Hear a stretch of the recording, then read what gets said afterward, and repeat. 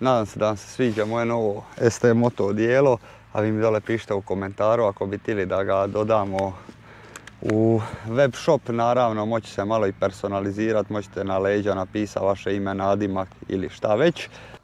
Suzuki, pa ja se stvarno mislim šta je ovo? Šta je, pogledaj, pa ovo je gore nego u one Yamaha R7 skoro. Jesu ovi ljudi tamo šta dizajniraju ovo, jel se oni drogiraju? Nije mi jasno uopće šta se ovdje događa. Ne znam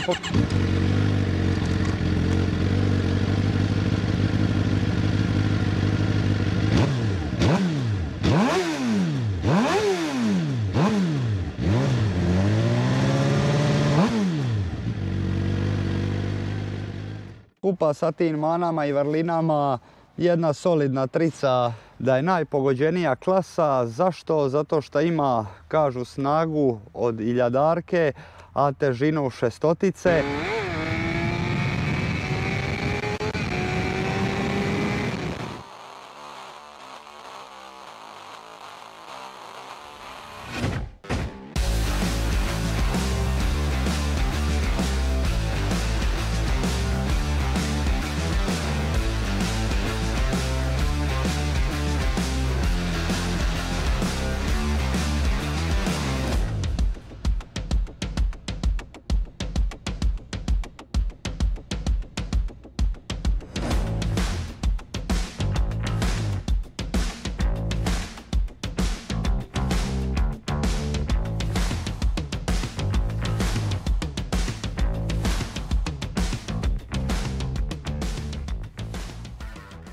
Dobar dan, pozdrav svima, dobrodošli na još jednu recenziju.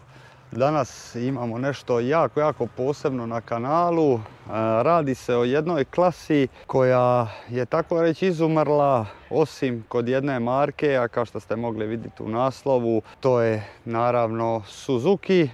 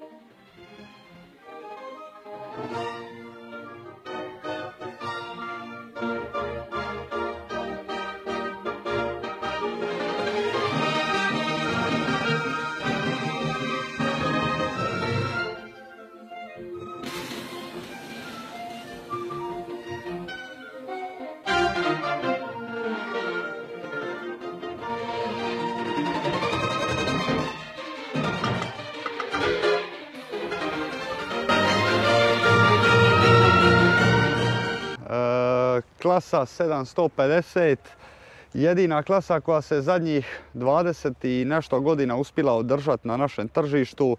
što je zapravo pohvalno. Zašto drugi nisu nastavili? Naravno zato što se ne isplati, pogotovo danas kad su ove sve velike euro norme. Tako da prvo što ću vam predstaviti to je Suzuki GSX-R 750 2014. godina ili ti ga poznatiji kao L4. Uglavnom da se vratimo na tu klasu, dakle 750 kažu da je najpogođenija klasa. Zašto? Zato što ima, kažu, snagu od iljadarke, a težinu šestotice. Ne znam uopće kako je Suzuki uspio napraviti nešto što ima 30 konja više, a samo par kila manje nego 600. I to mi je jako interesantno. Sjećamo se prije u vremenima da su bili Kawasaki ZR7, čak je i Yamaha imala 750 klasu, pa čak i Honda. Međutim, tamo kasnih 90-ih, početak 2000-ih oni su kompletno izumrli i ostaje samo Suzuki. Suzuki GSX-R 750 ima tu klasu već evo sada 40 punih godina, znači od 1985. godine. Prvi trkači motor, motori čak danas imaju princip, svi novi koji se rade se i dalje rade po tom motoru. Znači Suzuki je tu izumio nešto jako inovativno i ostavili su tu klasu. Zašto? Vjerojatno malo i za one nostalgičare, jer ovaj motor, iako je 2014. godina, proizvodija se i dalje i nažalost nije se bitno mijenjao od 2011. godine, znači nije bilo velikih promjena. Zašto? Zato da su uvodili nekakve promjene i unapređivali ga, morali bi stavljati euro norme. Kad stavljate euro norme, motor se uguši i samim time onda opet imate 600 kubika jer ste izgubili naravno na snazi. Da bi sama priča bila interesantnija, čisto da vam da nekakvu usporedbu, ovaj motor ima 190 kg, znači 750 2014. godina, dok šestotica ima 187 kg. Znači 3 kg razlike, bar su oni to tako deklarirali, ali recimo i čak i da je 10 kg razlike, znači da je 10 kg razlika u kilama. 600 kubika ima 125 konjskih snaga, a 750 ima 148. Znači, jel sad shvaćate zašto se kaže da je ovo perfektna klasa? Znači, svega nekoliko kila je teži 750, a ima 25 do 30 konja više, što je stvarno enormna razlika. I naravno, to se i primijeti na cesti. Možda po nekakvoj iskoristivosti 750 je bolji od 1000. Ja isto preferiram 1000 zato što ono, kako se kaže, 1000 je 1000. Također okretni moment kod 600 kubika je 67 Nm, a ovdje je 86 Nm, znači to je skoro 20 Nm veći okretni moment nego što ga imamo na 600 kubika. Full podesivi ovjes, naprijed smo dobili šova ovjes, tako da imamo nekakav aftermarket. Primijetili ste i Brembo kočnice, međutim i dalje ostao ovaj usrani Nissin od kočnice, tako da kočnice će sigurno biti loše.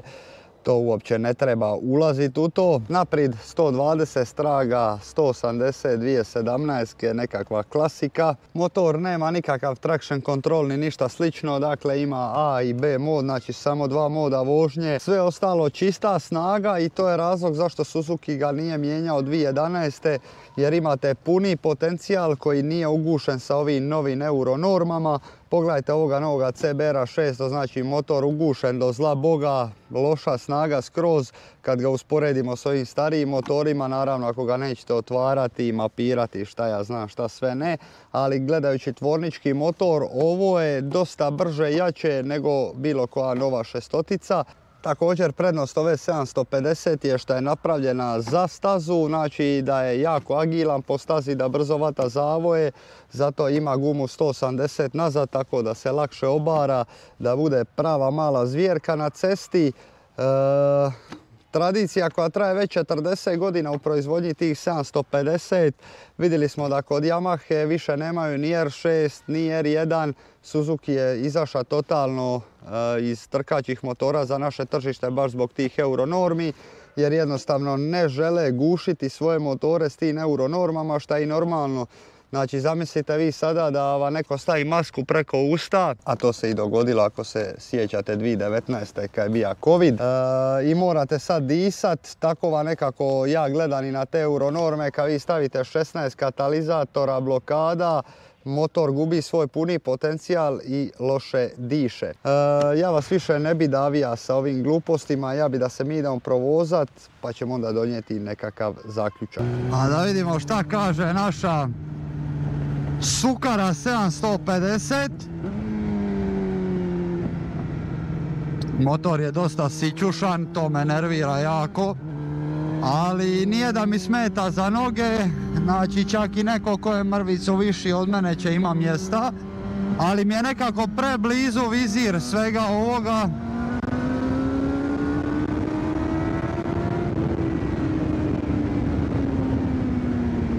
To je ta klasa 750. A sad ćemo vidjeti šta kaže naša Suza sa ovih 148 konja.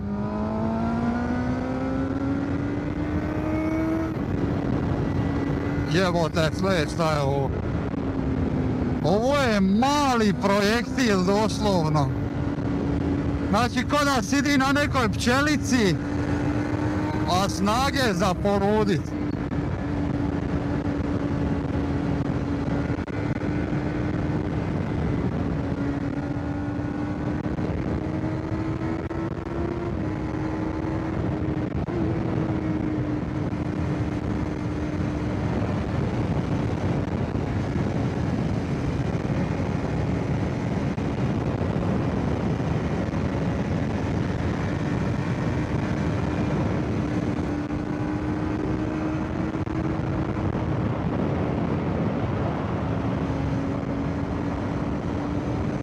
Ovjes.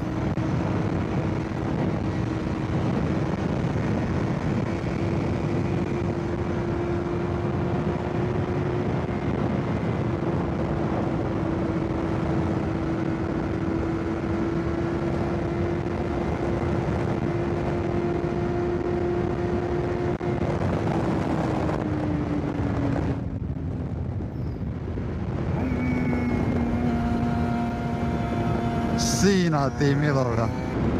Ne sviđa mi se šta ga do 10.000 okreta nema nigdje. Da bi on pokazao svoj puni potencijal, ali zato po zavojima ide ko pravi mali lovac. Precizan, stabilan u zavoju, prava mala letjelica, pari mi se da sidi na motoru 125 kubika. Po svojim gabaritima naravno. A kočnice su užas. Eto. Nemam šta drugo reći nego užas. Definitivno presnažan motor za ove kočnice. Znači je to Brembo, tako da ako vam ovaj motor upada u oko, obavezno pletena kočiona criva, Sport Street pločice neke ja koristim osobno Vesraha.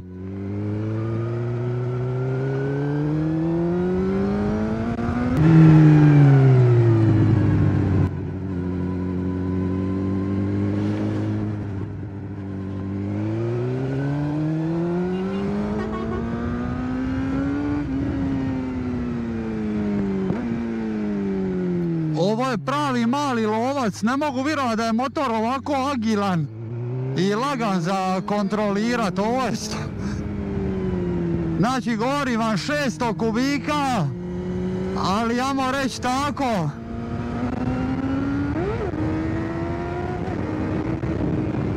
Kako ide, ko metak ovaj motor ide, ko metak. Ovjes je fantazija, znači ovdje inače neravna cesta i ne sviđa mi se, međutim, stvarno pogledajte ovo. Kako se lagano pribacuje s jedne strane na drugu, mogu misliti kako bi ovo zanimljivo bilo vozi na stazi.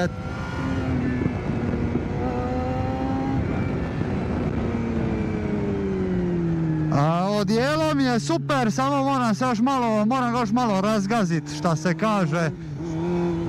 Još je malo kruto dok ja ne sidnem u njega, šta se kaže. By the way, samo sekund da se vrati na onu situaciju s kamionom, ne znam ste vidjeli kako mi je kamion da lijevi žmigavac da ne pretičem, da ima drugo vozilo i onda kad je sve bilo čisto dao mi je desni žmigavac. E pa takvi ljudi bi trebali biti primjer u kamionima, znači čovjek je napravio stvarno vrhunsko djelo, doslovno mi je rekao sad je slobodno možeš preteći i tako dalje, znači da čovjek je pazi ne tipka na mobitel, a ja sad idem vidjeti šta će on napraviti ovdje.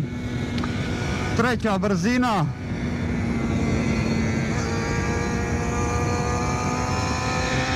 Savršeno. Druga.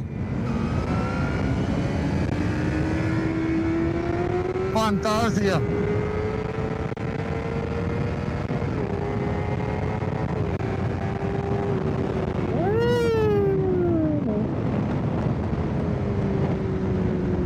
Kočnice stvarno moraju biti puno bolje. Lagano se stvarno pribacuje, lako se namislit na njemu za zavoj. Baš diota, eto.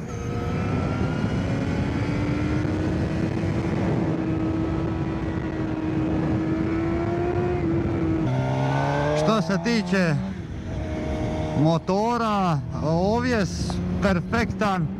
Čak sam se iznenadio, nisam baš očekivao da će biti ovako dobar ovjes. Snaga top. Fali mi ga i dalje malo u srednjim okretajima.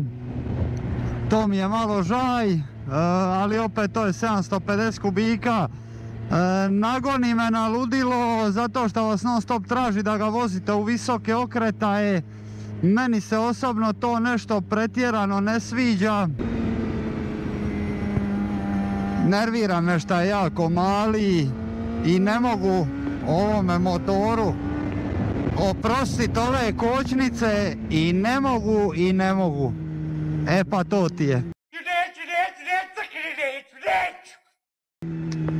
Ali motor se stvarno ponaša po cesti fantastično, baš je ono agilan.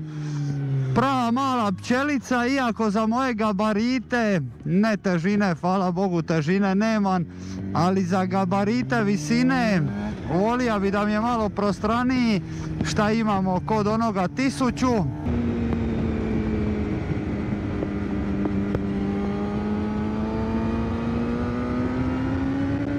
Motor je stvarno agilan i sad kužim zašto ljudi kažu da je 750 najpogođenija klasa, pogotovo ako uzmemo u obzir vožnju na cesti. Strašno kako ovaj motor ide.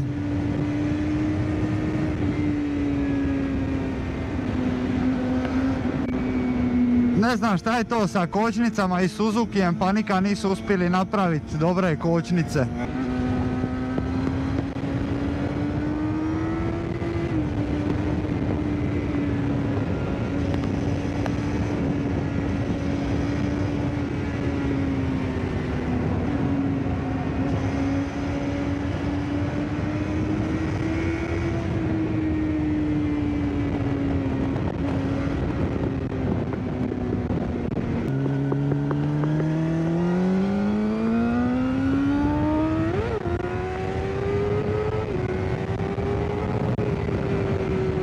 Motor je stvarno jako brz i nemojte podcjenjivati 750, vjerujte mi kad vam to kažem. Najviše zamjeram na ovome motoru te kočnice, općenito na sportskome motoru. Očekujem da su kočnice ono topova. Zato što ako nešto može ići jako brzo, onda očekujem da ima i kočnice koje će mu dati da se zaustavi sa te velike brzine.